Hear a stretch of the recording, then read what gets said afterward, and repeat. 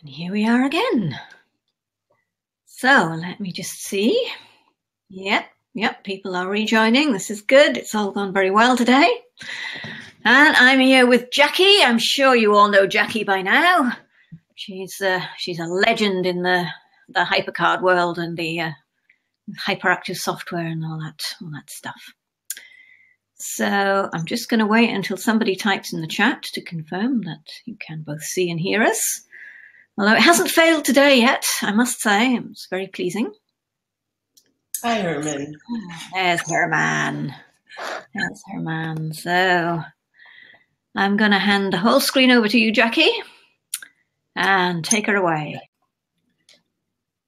Okay, well, I've pre-recorded everything, and it's going to run straight through, and then you can ask questions at the end. I have to apologize in advance for the audio quality. I only had access to some substandard equipment, so it's a little soft at the beginning of each slide, and then it picks up again all by itself. So it may fade in and out, but I think most of it's audible. So I'm going to start this video, and you can see what you think. Tips and tricks.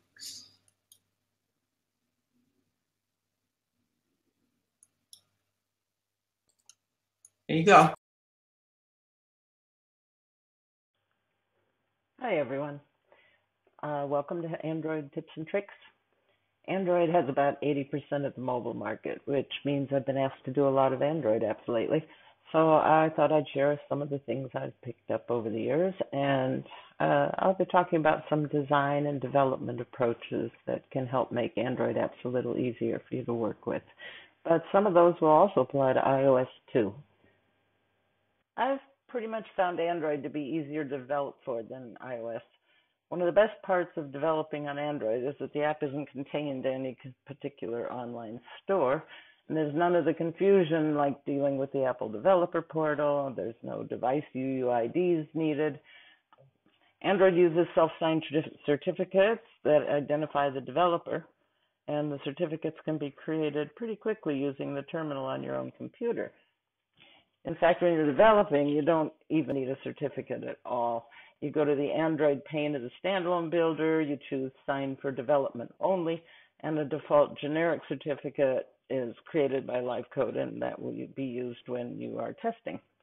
And then when you're ready to ship the final release, create your unique certificate and verify your app. Unlike iOS, which only distributes through the Apple Store, Android can be distributed any way you like. You can send the app in email, provide a download link from a server or from a cloud service, or any other method that will move the file to the user device. There's also lots of remote access apps in the Play Store, and that will put your Android device onto your computer screen, and you can just drag the standalone on over. It copies it there. Most phones also support Android Beam, which uses a direct peer-to-peer connection from one device to another. Sometimes that's handy during development if you want to move an installed app from one phone to another for testing. And finally, in general, if it works on Android, it'll usually do just fine on iOS. If you're developing cross-platform, it's usually faster and easier to develop on Android first. And that's not just because installation is easier, but also because Android has a few more variable considerations, lots of device sizes. And if you solve those issues on Android first, then iOS apps just take care of themselves. The Android emulator has come a long way from its first iterations, but it's still pretty much a pain to work with. It's slow and it's fiddly.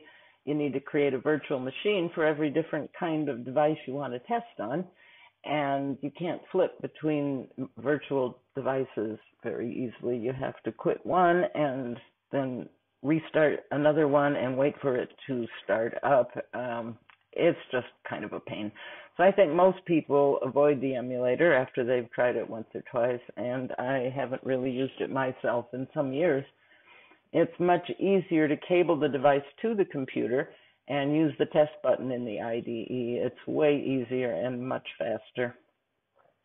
Now, regardless of how you choose to test, you need to remember to allow downloads from unknown sources in Android settings. Most phones ship with unknown sources turned off.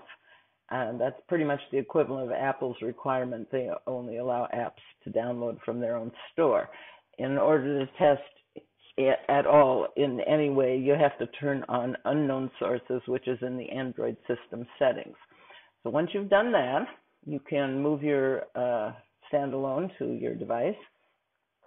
Now, when you're using the IDE's test button, LiveCode takes care of replacing the older copy with the new one as you work your way through your development process. But if you're transferring the app any other way, you're going to need to change the build number before creating the standalone. And you'll find that in the Android pane and standalone settings as well. Now, the build number is different from the version number. The version number is what the user sees and probably how you'll refer to your app.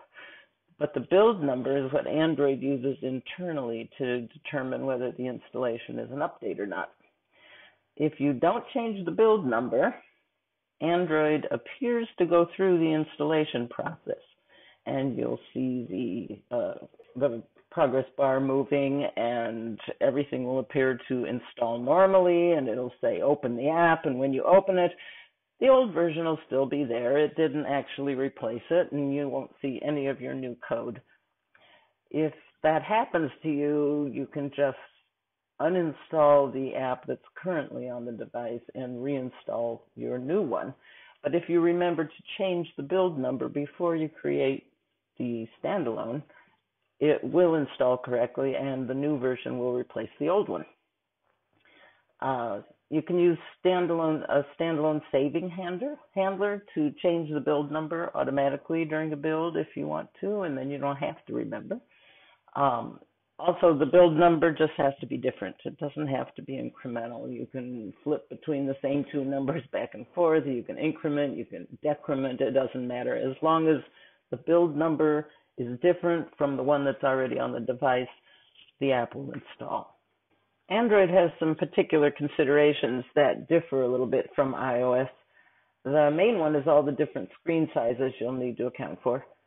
Also, there's the hardware buttons, SVG widgets, and material design, which is Android's current theme. Android devices come in a huge number of different screen sizes and resolutions. You can't depend on any standardization, so you have to design and account for anything, including the unexpected. And this is where LiveCode's Fullscreen Mode comes in handy. The old way of accounting for all the screen sizes was to allow LiveCode to resize the card to the screen and manually, via script, move every control and reposition everything card by card in a pre-open card handler. This was very fiddly and tedious to write and took a lot of time. And when LiveCode introduced Fullscreen Mode, it made things tremendously easier, and I haven't really gone back to the old way since we got Fullscreen Mode. Now, there's only two that you're probably going to use in a mobile device, and that is Show All and No Border. Both of these will scale the card so that it retains its original card size ratio. Show All scales the card so the longest side fits the screen, and then it either truncates the sides or leaves a border, whatever is required, to retain the card ratio. Any controls that extend beyond the edges of the card will be visible. No Border also scales the stack, but basically it scales the shortest side to fit. So that means there will never be extra borders around the edges that you have to account for, but the longer side could be outside the screen rectangle, and it won't show. The card will basically be clipped to fit the screen. I think Show All is probably the most common mode because you can fill areas outside the card rectangle with other stuff, so there's no empty space around the borders. You can fill it with whatever you use, though. It should be non-critical content. We'll talk about that in a minute. You can write scripts still to reposition the controls if you think you need to, or if you have a slightly different layout for some cards. but be careful because any controls that are placed outside the card rectangle won't respond to taps or any user actions. They are basically cosmetic, visual only. So keep the controls that need to respond within the card rectangle and only reposition non-active controls outside that area, like labels or the images or something like that. This full screen mode stuff can be a little confusing, so I made a few examples to show you how it works. The image on the left is a screenshot of the original LiveCode stack. It's almost but not quite square. The card has a light gray back color, and I've left some of that visible at the bottom for reference. The stack is 500 pixels wide. The image on the stack on this card is just a little more than double that width. Now the top right image shows the same card, how it would look on a tablet in landscape orientation using the Show All full screen mode. I've superimposed a white rectangle over the image so you can see where the actual stack rectangle is. The entire card is visible. It's scaled so the longest side, the height, will fit the screen. And any areas that don't reach the edges of the screen because of the difference in the ratios are left blank, or they filled with the card color or background pattern if you have one. In this case, the image is narrower than the screen, so all of it's visible. Now, if the tablet were rotated to portrait orientation, this stack would display correctly because the image would be then wider than the screen width and there would be no gray border around it. The bottom side edge would blend seamlessly with the back color at the bottom of the card. The image at the bottom right shows the card in no border full screen mode. Now, no borders ensures that there's no empty borders around the edges of the screen. But to do that, it has to scale it up larger because it's going to fill the screen with the narrowest side, which in this case is the width. So the width fills the whole screen, but in order to keep the ratio constant, the rest of the card content is clipped. It's off the edge of the screen. So in this case, you only see the centermost area of the card and all the other elements are missing. I think in general, the most common use is to use Show All full screen mode because then you can be sure the entire content's always visible on any device. And there are ways to adjust the layout so that the visible areas outside the card rectangle look okay. The way I usually manage extra borders in Show All full screen mode is to create very wide controls for anything that needs to extend beyond the full width of the screen. This is a screenshot of an app I'm working on right now. We have a header and footer that are visible on every card, which is an Android standard. They're very wide. They extend far beyond the stack rectangle. The background color of the stack is white. So this will display correctly on any device as long as it's in portrait orientation, which is what our app is limited to. In this case, the card width is 480 pixels. The header width is 600. And it doesn't matter what the side borders are. When this is scaled to the screen, that header will always go edge to edge across the top of the screen. And remember, this is a cosmetic trick only. User actions won't register outside the card boundary, so you have to keep the active controls in the center area, which we call the safe area. And here's the same stack displayed on two different devices so you can see the difference.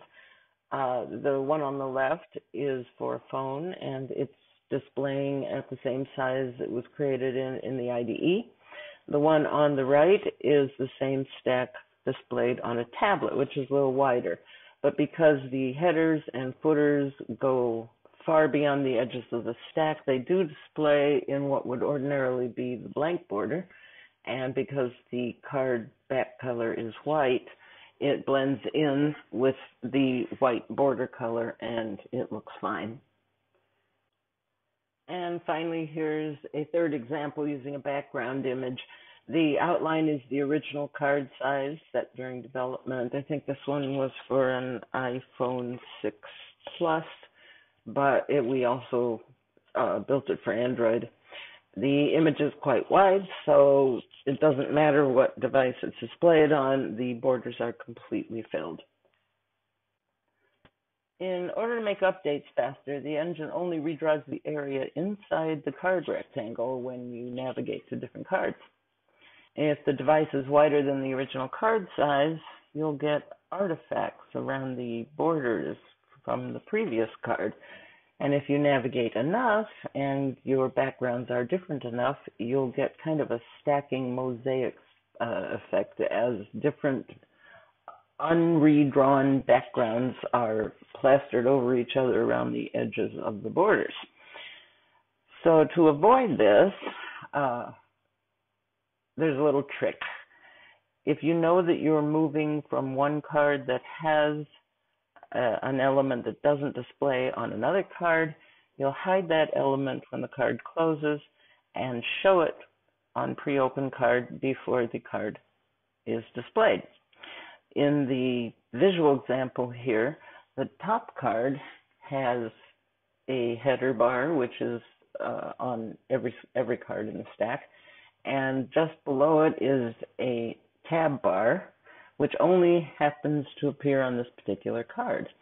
And if I didn't hide it, you get what the lower image shows, which is a redraw of the central portion of the card, but the remnants of the tab bar are still displayed in the blank border on the sides, or what would be the blank border.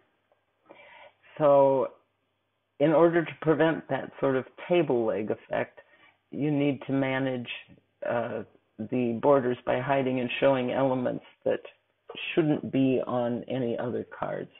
And forcing a redraw is done by hiding and showing those. So now on to SVG widgets. They look great, they work great, they resize beautifully. They're really good for mobile. But on Android, the transparent areas don't recognize user taps. This makes them pretty difficult to hit. You have to exactly touch one of the lines or you don't get a tap. Your users will probably say that your buttons don't work. So to get around this, I put a transparent borderless graphic behind the widget. I make the widget disabled, and I put the script into the graphic. That way, any tap, no matter where they hit, will register on the graphic instead of the widget, and the script will execute. So you have a working button that basically doesn't require a very precise kind of touch. Another advantage is that you can provide a much larger hit zone. Android suggests some pretty small icons. They say 24 dp, that's density independent pixel, but those are really hard to hit even if they're opaque. So you can, using this method, you can put a much larger graphic behind the widget and give a hit zone of, I suggest 42 pixels is ideal. You can go down to 36 if you need to. I wouldn't put it any smaller than that. And that gives you the ability to have a small icon inside a much larger hit zone. If you want to, you can show the border of the graphic, and that'll give you an outlined button, but that's not really Android style. It's not recommended, but it's there if you want to do it. Now on to the hardware buttons. Android has more of them than iOS. In case you aren't familiar with those, the image shows how they look. The one on the left is the back key that retraces the user's steps through your app or through other apps. The middle one is the home key that takes you out of the app and back to the launcher. And the right one is the recent apps key, which is an app switcher and shows all the apps currently in memory. The user can switch quickly to something else. Now, you can't trap for the home or recent buttons. There's no messages sent. The OS overrides those. If the user hits one, they will immediately either go back to their launcher or to the app switcher. And you never know when they're suddenly going to do that, and your app will be put in the background. And so you need to save the state of the app frequently if you need to, in case you want to restore it later. So every significant point in your app, wherever there's data you want to save or a location you want to save, you need to do that as soon as it happens. Now, the back key is the only message you're going to get from any of these buttons, and you should always handle the back key. And if you don't, you'll be surprised because your app is going to disappear. If you don't handle the back key, the message will be sent to the OS. It will go back to whatever app the user had opened previously.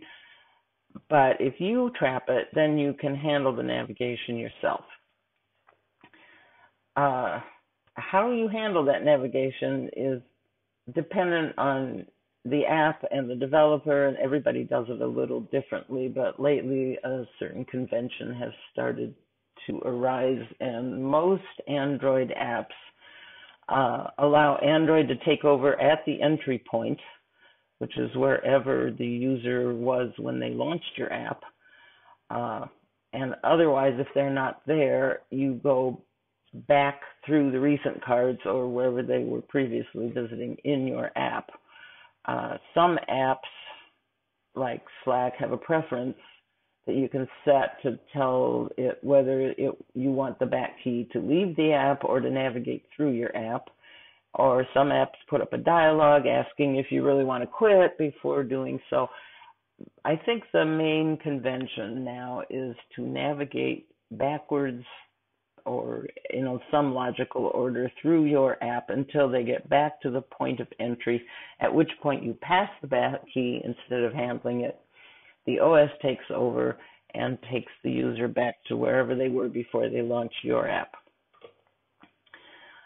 There's a little glitch right now which the team is aware of and hopefully will get fixed pretty soon.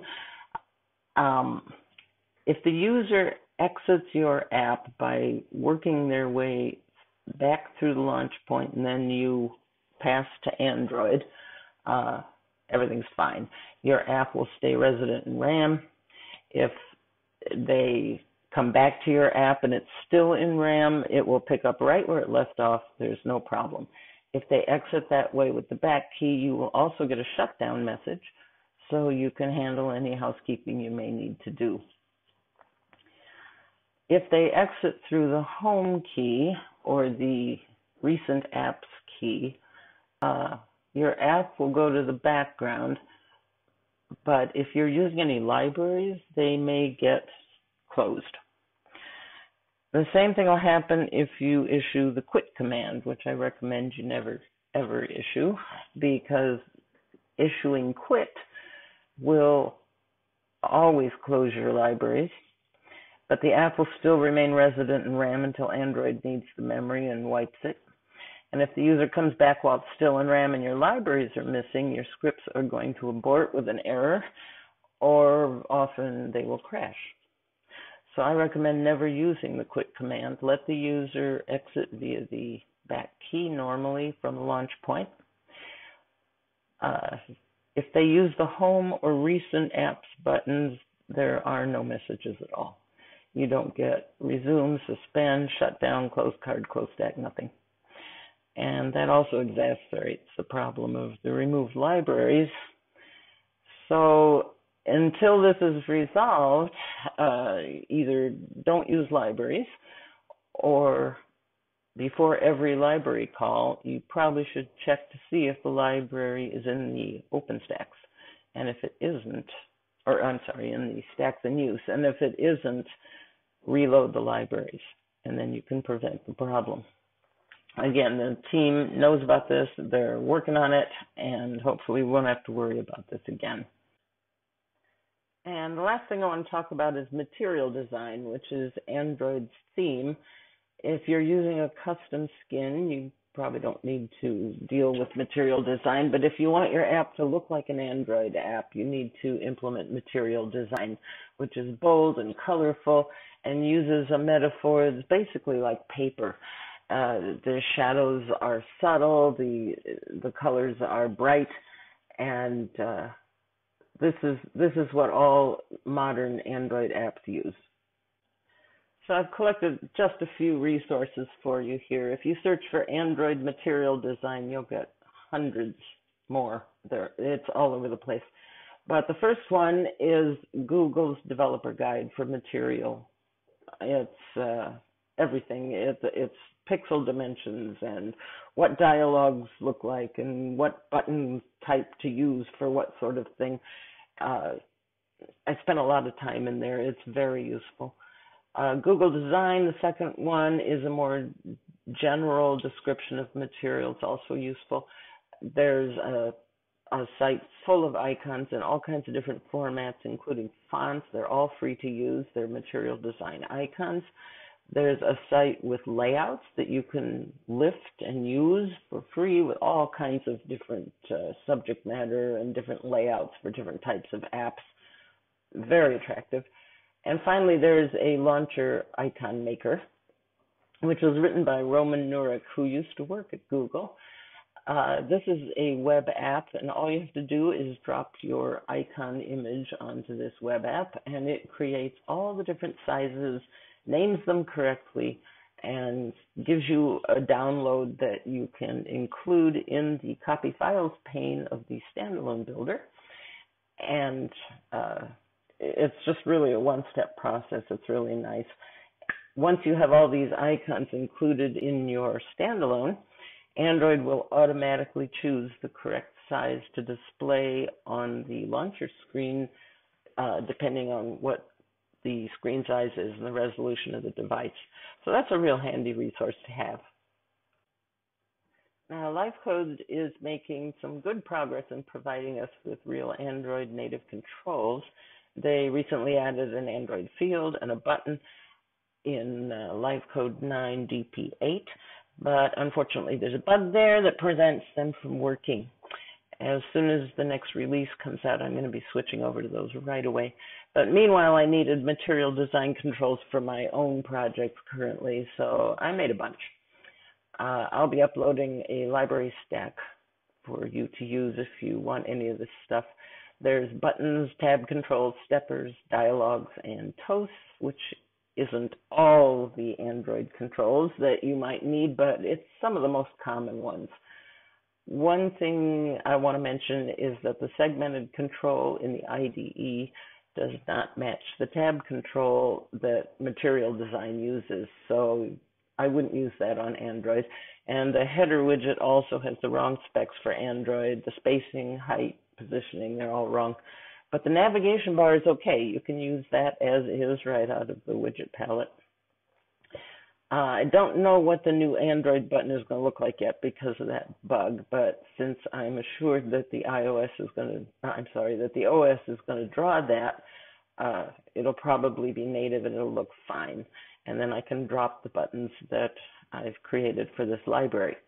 So I'm going to switch over and show you some of what this library does. Okay, here we are over in the IDE, and this is my library stack. It's 400 by 800.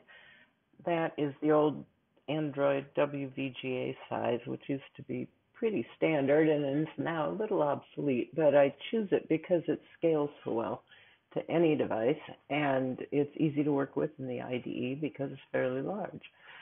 So all of these controls are scaled to match this stack size, and if you decide to use some of them, you may or may not want to resize the controls when you move them into your project. But these work pretty well as is, especially if your stack is about this size. So what we have at the top is just a standard title field. There wasn't actually a section for fields, so I just stuck that here. We have a standard raise button with the correct shadowing, a standard flat button, a default button, and a pop-up menu. Now, normally the pop-up menu list would be hidden. You'd never see that until it's popped up, but I have this set to re-show itself so that you can find it and copy it. If you use the pop-up, you're going to want to copy both the field and the little arrow widget. They both have scripts. All of these controls I'm going to show you have scripts and instructions on how to use them and how to customize them to your own stack. So they should be explanatory when you take a look at them. The pop-up menu, according to Android guidelines, should show the first item if nothing has been previously selected. The first item should be under the arrow. And if something has already been chosen, the pop-up should be aligned with the currently selected item. So that's all scripted for you. Right now, nothing is chosen. So if I hit my arrow, it by default shows the first item. Let's say I choose the third choice, and at this point you'd take any action you want. Now, like I said, right now I've got it re-showing, but normally that would stay hidden.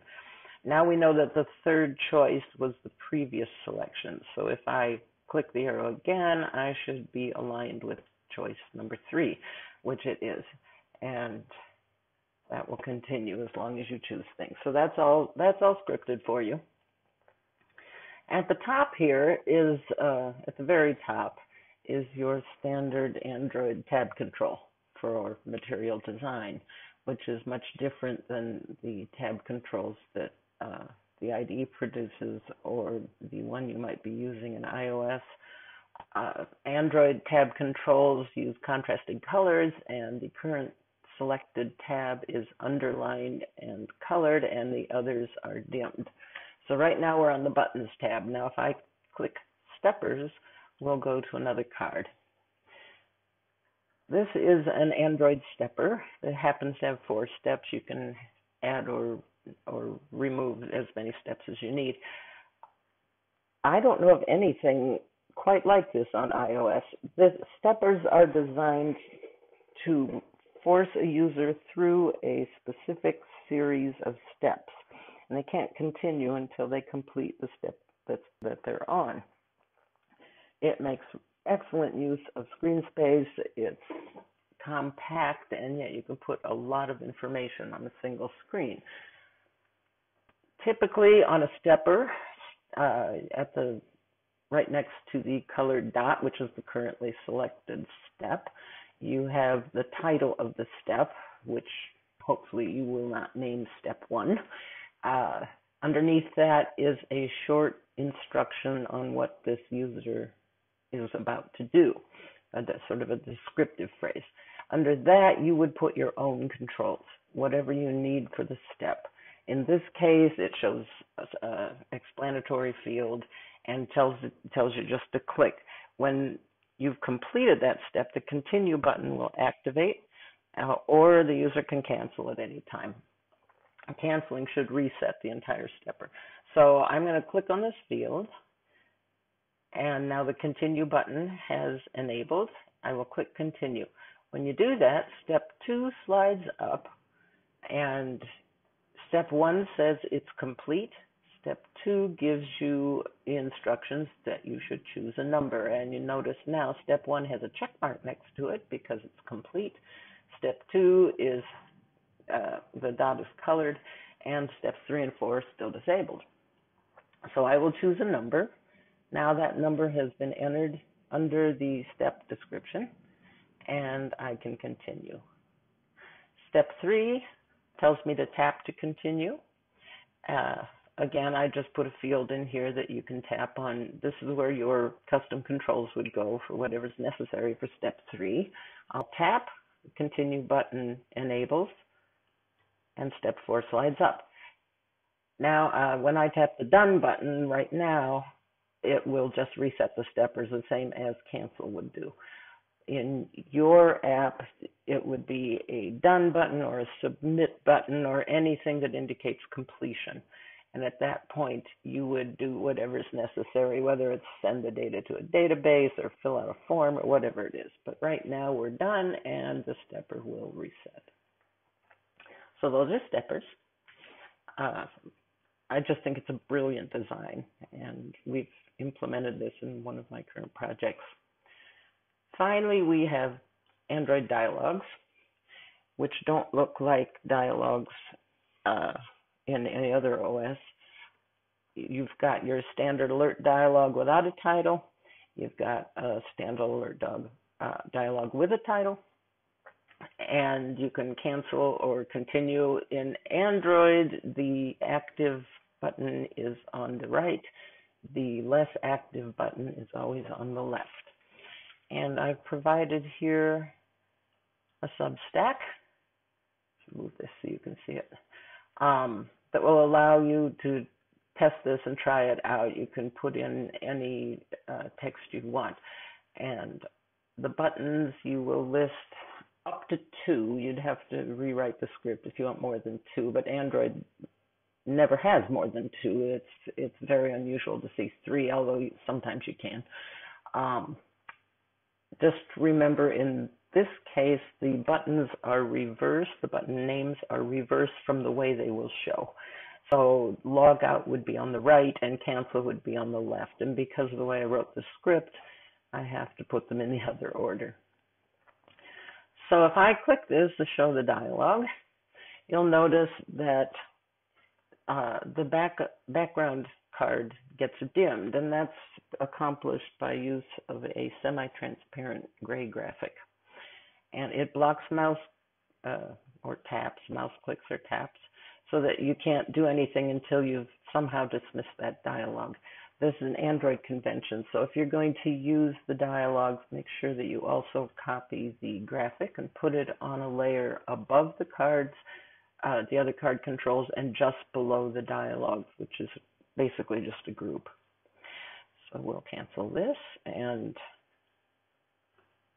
that's the dialog. It will ask me to save. The last thing I implemented was a toast, and I'm sorry I had to do that because Android toasts natively are much easier to work with. If you don't know it, an Android toast is the way Android typically gives information to the user in short little text snippets. They're called toasts because they pop up and they sit there for a minute and then they pop back down. So they're toasts.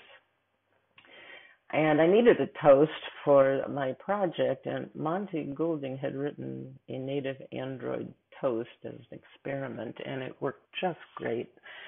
So I implemented that, and then someone with a much older Android phone was testing, and it crashed their phone.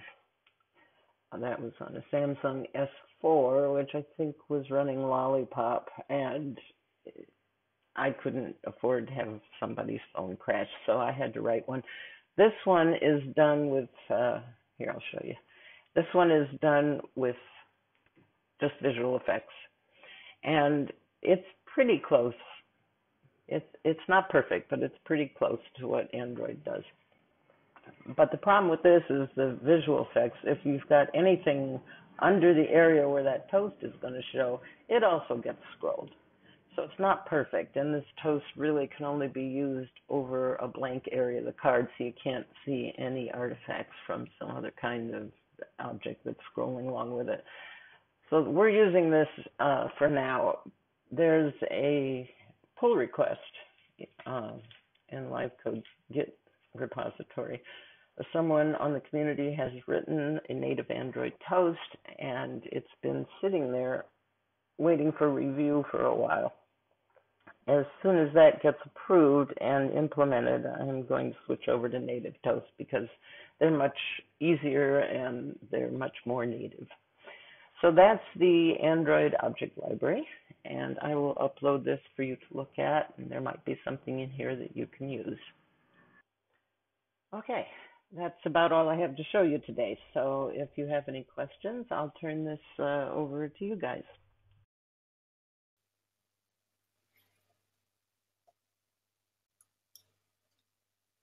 Am I live again?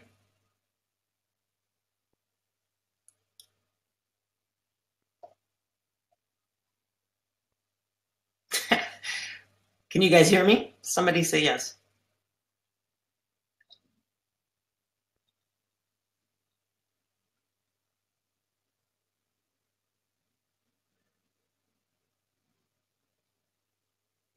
Heather, am I live? I can't hear you. Hang on. Oh, my microphone was off.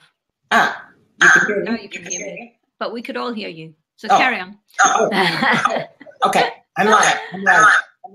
I am not dead. Okay, I've switched over here. I'm going to read through, see if there's any questions.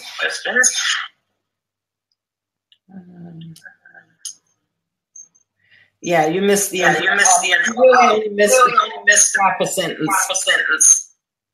You didn't miss anything important. No video, no audio. Sound is low. Yeah, I had crappy equipment. I'm sorry about that.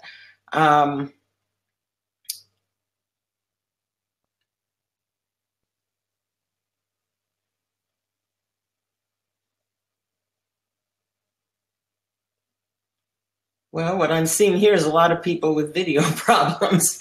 I apologize. Well, I guess you'll have to see the video when it gets posted. I just ran it straight through, so you won't have missed anything. Let's see. Would you have to build a different UI for iOS? If you want to do native, yeah, you would. I've done that a couple of different ways. I'd never built two apps, but you can swap out controls on pre-OpenCard, or in one really early app I did, I actually made different cards and then had a global variable that stored what OS you were running and went to the correct card depending on the OS. So yeah, and I think that's why a lot of people make custom skins so they don't have to mess with it.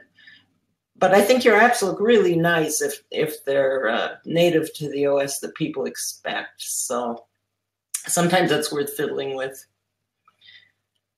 Okay.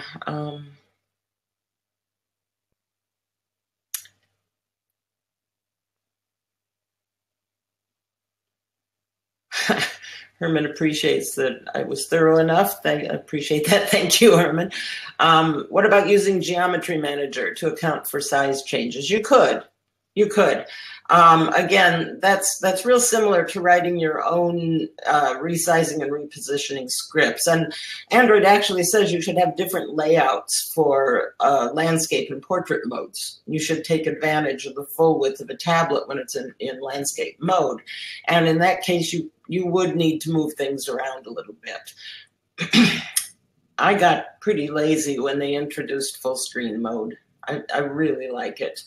And if you prepare everything ahead of time, it pretty much just works. So I haven't actually gone to all the hassle that I used to go through in repositioning things. And I also have the advantage that my last two Android apps were locked into portrait, so I didn't have to worry about it.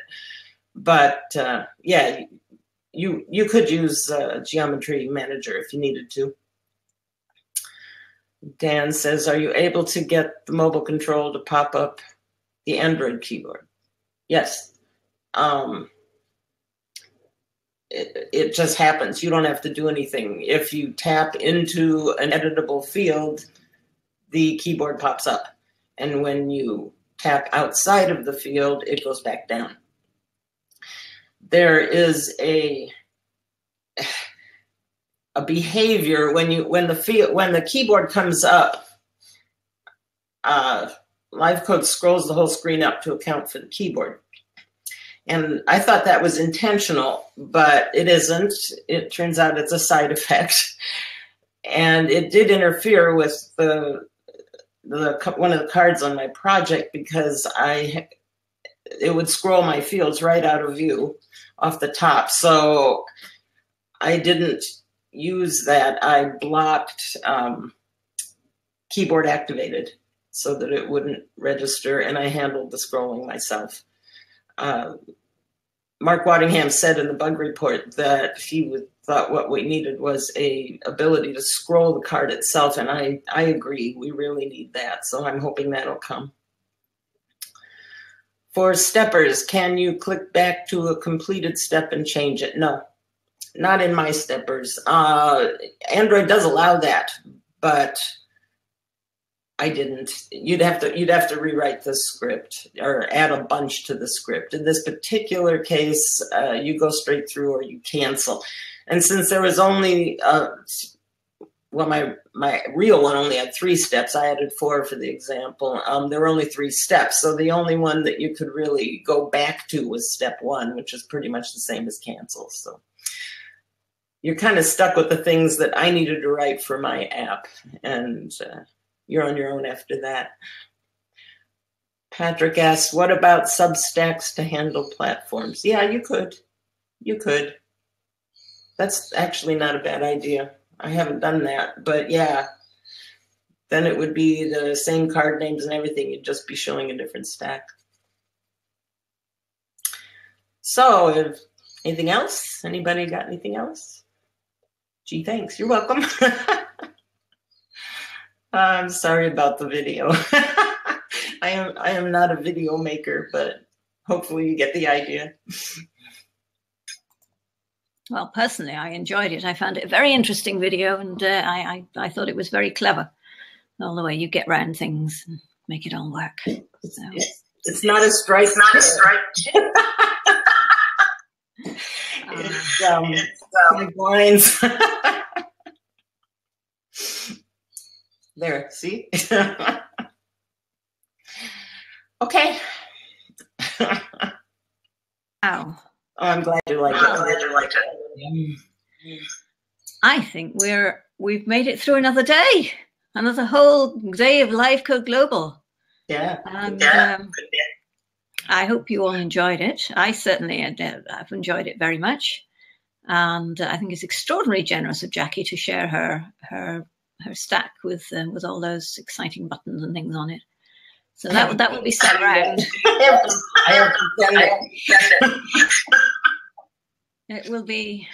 All those things will be sent round to you tomorrow. I will get all the links together. I will send you out all the materials, everything that people have given me. They'll be coming round, so don't worry. I think when this is finished, you will start getting the replay emails that are automated from Webinar Jam, which I've delayed until after the end of the last session. So they will start coming through over the next hour or so. You'll suddenly get all these emails saying, here's your replay. So yeah, I think you've got one last question there from Brian, Jackie. Oh, I see that. Any suggestions for Android device for testing? The main suggestion is you need a whole bunch, basically.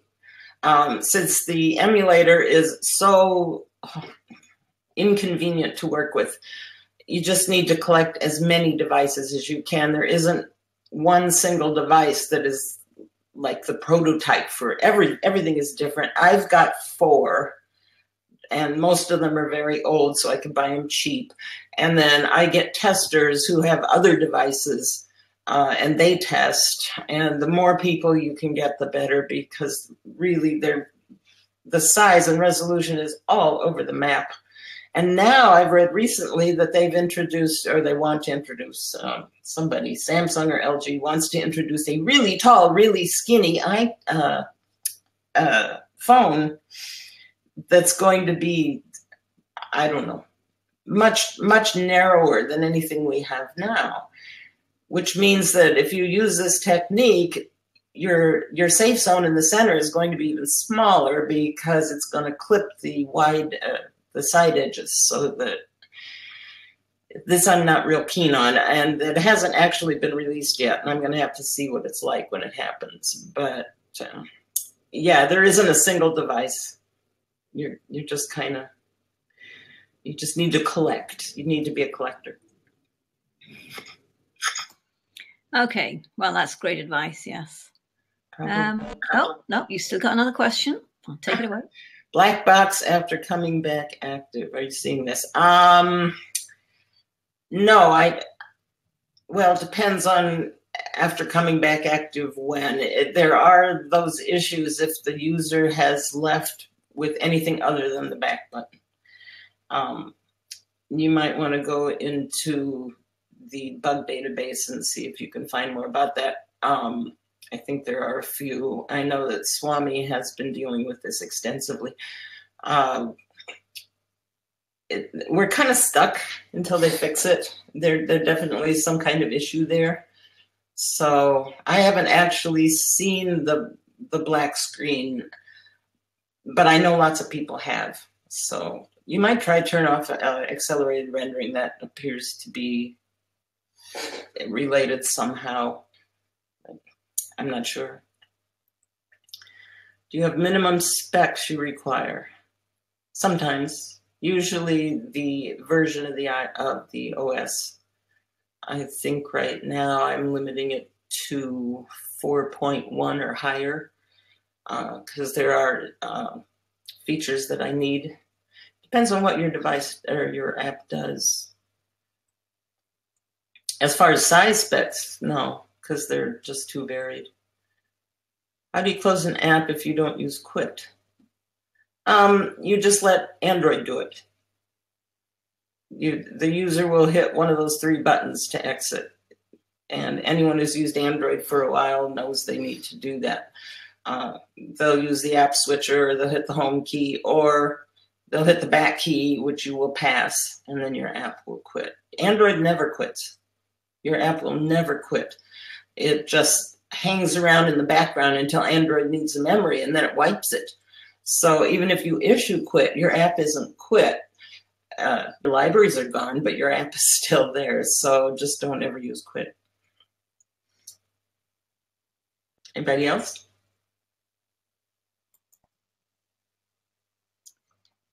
We bore them to death. Yeah, I think I think we're just about there now. Yep. Yep, I think we're all done. Done? So I'm going to wrap this up. And thank you all so much for coming and for sitting through the whole day. And I hope you got a lot out of it. And I hope to see you all back here next month, September the 21st. We've got another great lineup for you. And yeah, I'll be sending you all the emails. So bye.